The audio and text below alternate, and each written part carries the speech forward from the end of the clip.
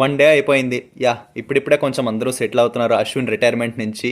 చాలామంది emotional feel అయ్యారు. ఇంకా ఒక లెజెండ్ కదా ఎంతైనా, తనని మిస్ అవుతామని. కానీ దీనికి సంబంధించిన న్యూస్ ఆర్టికల్స్ వీడియోస్ అవన్నీ చూస్తుంటే నాకు ఒక ఇంట్రెస్టింగ్ స్టాట్ కనిపించింది. అది మీతో షేర్ చేసుకుంటా. ఏంటంటే Ravindra Jadeja first time debut చేసింది అండ్ ఫస్ట్ టైం రవిచంద్రన్ అశ్విన్తో కలిసి టెస్టుల్లో ఆడింది ఎప్పుడో తెలుసా?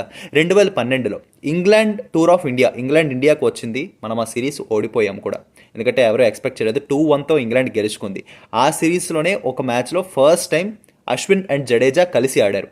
మళ్ళీ ఆ తర్వాత లాస్ట్ టైం ఎప్పుడు ఆడారు తెలుసా? రీసెంట్గా న్యూజిలాండ్తో సిరీస్లో మనం వైట్ వాష్లో ఓడిపోయినప్పుడు 0-3తో ఓడిపోయాం. మళ్ళీ అదే లాస్ట్ వాళ్ళు కలిసి ఆడినది. బార్డర్ గవాస్కర్ ట్రోఫీలో ఇద్దరు కలిసి ఈ 3 మ్యాచ్ల్లో ఇద్దరు అయితే లేరు టీంలో, ఒకళ్ళు ఒకసారి.